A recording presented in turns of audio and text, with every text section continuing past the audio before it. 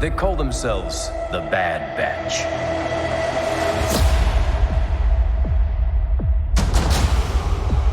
The Bad Batch is the first of a whole 10 new Star Wars shows Lucasfilms and Disney want to release within the next 3 years. The Bad Batch is also a spin-off of the celebrated 7th and last season of the Clone Wars, in which the titular squad of elite clones already made an appearance. Both shows aroused the mind of Dave Filoni, who also played a major part for the success of The Mandalorian. That was quite an impressive display. But is this new show really worth seeing it? We get the job done. And can you start with The Bad Batch even if you haven't seen Clone Wars yet?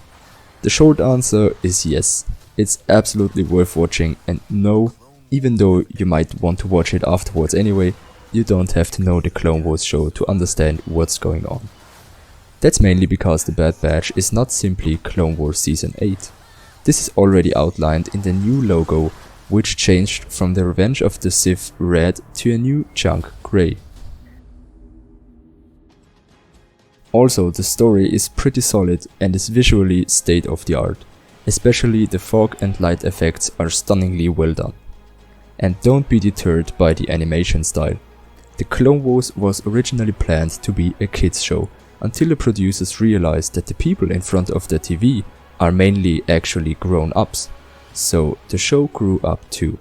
The Bad Batch knows that and is made for us grown-up kids. Or in other words, it's made for everybody. And it's therefore set in a more serious and mature atmosphere. This already underlines the show's idea.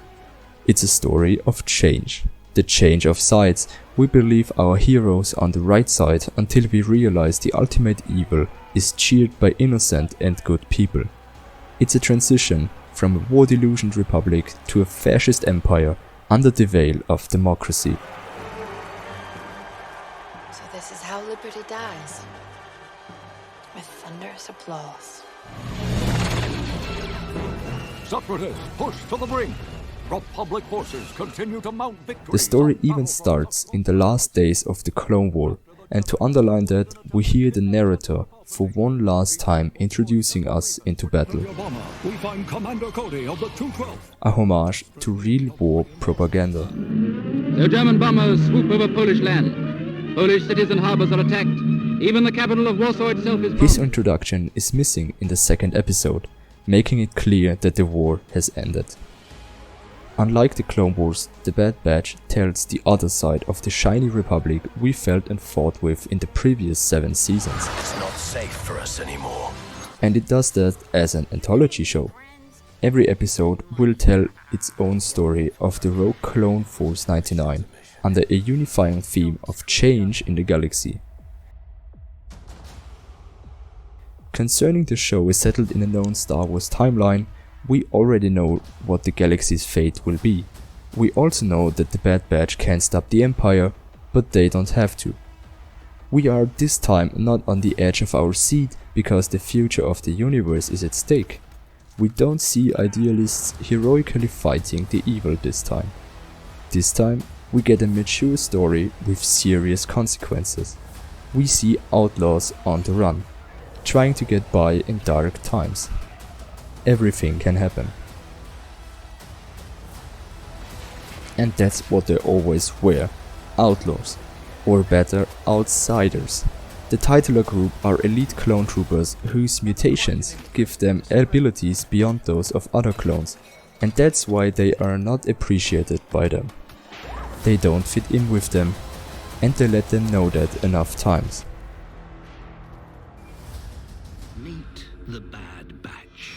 The mutation stands for different amplified personality attributes of their donor, Jango Fett. Clone Tech stands for his technical knowledge, Crosshair for his aim skills, Wrecker for his violence, and Clone Hunter for his cunningness. Or John Rambo. You sure it's your thing? What do you mean? ARC Trooper Echo is not genetically modified, but was once captured by the enemy and transformed into a cyborg, which influenced his personality and his appearance, of course. They have to team up with Omega, who is a female clone whose abilities have to be uncovered throughout the episodes of the show. The group starts to have an inner dispute and is ostracized by the other clone brothers on the other side. The show will also deal with the question of what happens to breeded soldiers when their main purpose, the war, is over. The war is over. With peace comes opportunity and prosperity for all. Following the example of The Mandalorian, The Bad Batch will drop one episode per week every Friday. With the first 2 already released, it is confirmed the show will have up to 16 episodes, with the finale being set at August the 13th. This will keep Star Wars fans entertained as they wait for the next TV show scheduled to release later in 2021. One of them is Visions, an anime anthology series of 10 short films, and of course the Book of Boba Fett, set to be released in December.